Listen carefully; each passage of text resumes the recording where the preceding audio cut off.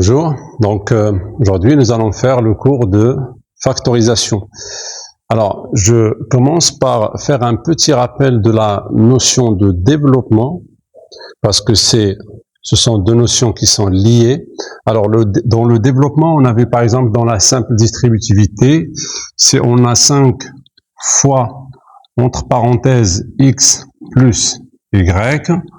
Alors développer, c'est faire, alors cette multiplication donc devient, alors on va faire 5 fois x, ou on écrit tout simplement 5x, et 5y avec le signe plus.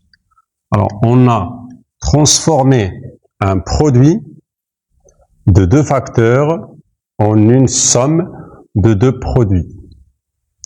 Ça c'était, alors l'opération principale ici, c'était le produit, c'était la multiplication. On a multiplié quoi? 5, donc c'est le premier facteur, fois x plus y, qui est le deuxième facteur. Et ça nous donne, alors ce sont deux facteurs multipliés, qui donnent maintenant deux termes, deux termes. Alors le terme 1 et le terme 2. Ça, c'était le facteur 1 et le facteur 2. Pourquoi facteur 1 et facteur 2? Parce que c'était un produit. Maintenant, c'est une somme. C'est une somme. Avant, c'était un produit. Alors, transformer le produit en somme, ou bien on peut dire que ça, c'était le produit de deux sommes qui devient la somme de deux produits, puisque 5x c'est un produit, parce que 5x c'est 5 fois x, et 5y c'est 5 fois y. Et si on voit chaque produit ici, il y a deux facteurs, le premier facteur, deuxième facteur. Donc, on dit qu'on a distribué 5 sur les deux. Alors ça, dans ce sens, on a fait un développement. La factorisation, maintenant, c'est le contraire. Alors, on avait bien ici le 5 qu'on a distribué sur les deux, donc on peut revenir sur l'exemple que j'avais donné. La chambre, j'ai deux personnes dans la même chambre, alors ils ont la même télé, par exemple, une seule télé, bien sûr. Si on veut les séparer, c'est-à-dire enlever la chambre, on n'a qu'à donner une télé pour la première personne et une télé pour la deuxième. Imaginons maintenant la situation inverse, la situation réciproque. Imaginons qu'on a chacun une télé et que on décide finalement de se mettre dans la même pièce, dans la même chambre, et d'avoir une seule télé. Donc ça va correspondre à ça. La première personne X, elle a une télé, donc elle est multipliée par 5, plus la deuxième personne Y qui a aussi une télé. Alors qu'est-ce qui est ici? Donc qu'est-ce qu'on va faire? On va les mettre dans une chambre, parce que là il n'y a pas de chambre, il n'y a pas de parenthèse. On va mettre X et Y, parce qu'entre les deux il y avait un plus, donc je vais garder la même chose. On va les mettre dans une chambre et leur donner une seule télé. Donc au lieu d'écrire 5 deux fois, on va l'écrire une seule fois. Donc analysons un peu ce qui s'est passé ici. Ça, c'était 5 fois X plus 5 fois Y. On voit bien que le nombre 5 est répété deux fois. Donc on veut enlever cette répétition. Donc on va écrire 5 une seule fois et on va recopier le reste. Alors si je prends le facteur commun qui est 5 et que je le mets ici, qu'est-ce qui va rester? Il va nous rester ce x là et ce y avec le signe plus. Donc j'ouvre la parenthèse et j'écris x plus y. Pour s'assurer que j'ai bien fait, on va redévelopper ce résultat. Si on le redéveloppe, parce que je sais que la majorité des élèves sont plus à l'aise avec le développement, avec la distributivité que par la factorisation, n'hésitez pas donc de refaire un développement mentalement ou dans son brouillon et de regarder, de vérifier ce que j'ai bien eu le résultat de base. Donc si on redéveloppe ça, 5 fois x, ça sera 5x que j'ai ici, 5 fois y, ça sera 5y que j'ai ici. Donc ici, on dit qu'on a fait une factorisation. Alors pourquoi ce nom? Alors factorisation, ça vient de facteur, parce que si je reviens à cette expression, c'était quoi? C'était la somme de deux produits, parce que ça c'est un produit, un nombre fois un nombre, ça fait un produit, et on a dit que les nombres qu'on multiplie entre eux s'appellent les facteurs. Alors j'ai le facteur 1, facteur 2, plus un autre facteur fois un autre facteur, donc ça c'est un produit plus un autre produit, c'est la somme de deux produits, sauf que je remarque que dans les deux produits, j'ai un facteur commun, j'ai un nombre qui est commun, alors je l'écris une seule fois et on dit qu'on a factorisé. Donc factoriser, ça vient de facteur qui est commun. Donc factoriser une expression, en général, c'est chercher les facteurs qui sont communs, les nombres qui sont communs entre tous les termes et l'écrire une seule fois afin d'enlever la répétition et de transformer la somme en produit, parce que ça, on verra par la suite à quoi ça peut nous servir, notamment dans la résolution des équations. Donc on fait un autre exemple, 12x carré moins 3xy plus 18 y, ou bien y carré, où on fait y carré x. Pourquoi pas? Alors, ici, j'ai quoi? J'ai moins et plus. Donc, on peut appeler quand même ça, c'est une somme. C'est la somme de ce terme-là, plus ce terme, on peut faire plus moins pour l'appeler, pour généraliser et dire que c'est une somme. Il suffit de faire ici plus moins 3xy. Donc, ça va faire la somme de trois termes. Alors, et chaque terme est en lui-même un produit de facteurs. Par exemple, ici, c'est un produit de quoi? De 12 avec x et x. Donc, si vous voulez, on peut détailler ça. C'est 12 fois x plus, pourquoi pas, moins 3 fois x fois y. C'est ça, moins 3xy. Plus 18 fois y carré, c'est y fois y, fois x, parce que j'ai un x à la fin. Alors, c'est un terme plus un autre terme, je les appelle bien termes parce que c'est une somme, c'est une addition, et plus le troisième terme. Et les termes eux-mêmes sont des produits. Donc ça, c'est un produit. Donc dans chaque produit, si vous voulez, ça, c'est le facteur 1, facteur 2, facteur 3. On va les appeler F1, F2, F3. Ça, j'ai un facteur, un deuxième, un troisième, et là, j'ai un facteur 1, 2, 3 et 4. Bon, c'est pas la peine de tout appeler. Donc, à chaque fois, j'ai un produit de 3 facteurs, un autre produit de 3 facteurs et un produit de 4 facteurs. Et c'est la somme de ces produits. Alors, en décomposant comme ça, je vois que j'ai des choses communes. Alors, je vois que le x, par exemple, il se répète. Donc, c'est déjà un facteur commun. Mais quand on dit dans une consigne factoriser, tout simplement, c'est intuitivement, il faut faire une factorisation avec tout ce qui est commun. Tout ce qui est commun. Pas une seule chose. Tu peux pas te contenter de x, parce que peut-être il y a autre chose. Et on le voit, il y a 3, parce que 12, ça peut être 3 fois 4. Et 3, il est déjà là, et 18, c'est 3 fois 6. Donc je vois qu'il y a 3 en commun. Donc je peux encore décomposer donc suffisamment. Je fais 12, c'est 3 fois 4, donc fois x. Donc là, on a maintenant 4 facteurs, plus moins 3. Si vous voulez, on peut écrire moins 1 fois 3. Pourquoi pas? Pour vraiment faire apparaître le 3. Tout seul, et fois x fois y, rien à décomposer, c'est déjà fait. 18, c'est 6 fois 3 fois y fois x.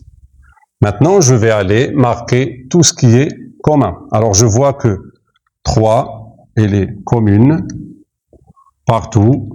Alors, facteur commun, il doit figurer dans tous les termes. Alors, 4, non. X, oui, j'ai un x là, un autre et un autre.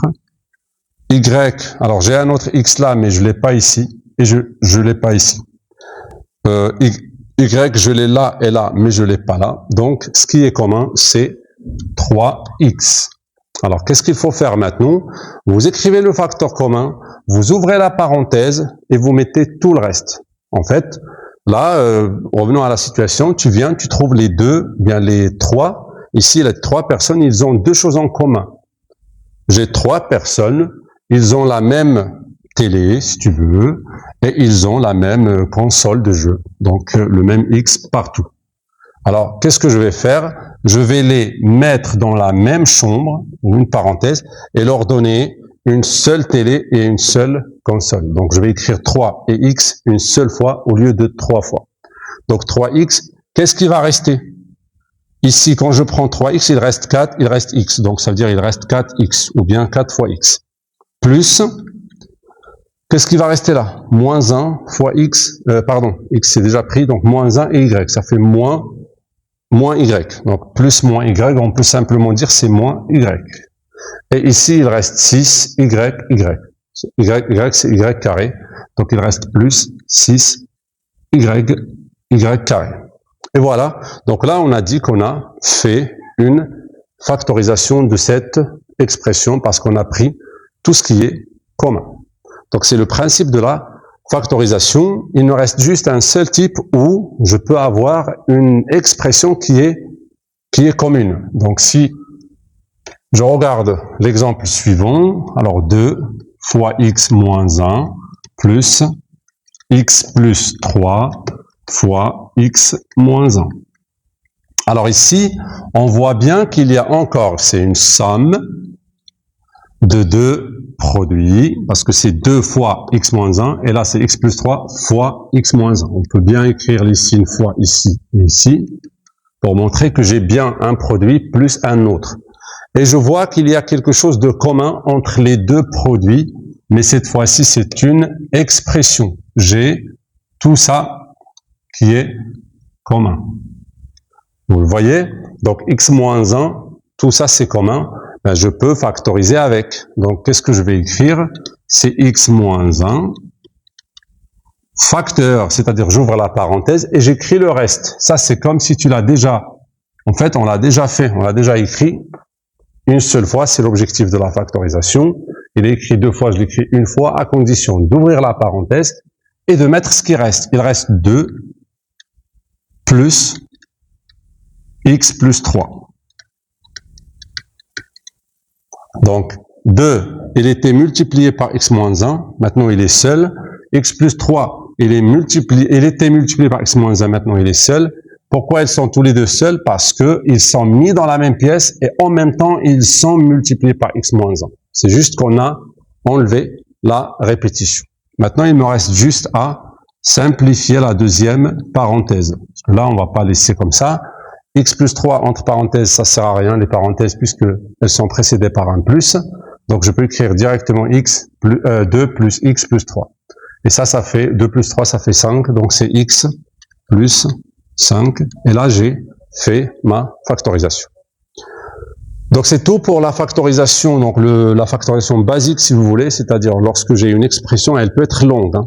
Et donc, il suffit d'aller chercher tout ce qui est commun, de l'écrire une seule fois, ouvrir les parenthèses et de mettre le reste et le simplifier. Donc c'est la base de la factorisation. Après, nous avons, en troisième, la factorisation avec une identité remarquable. Alors, vous vous rappelez quand on a fait dans le cours de développement l'identité remarquable qui dit que A plus B fois A moins B. Alors si j'ai la somme de deux nombres fois leur différence, je peux écrire directement c'est A carré, le carré du premier moins le carré du deuxième. D'accord? Alors, dans ce sens, on a bien vu qu'il s'agit du développement.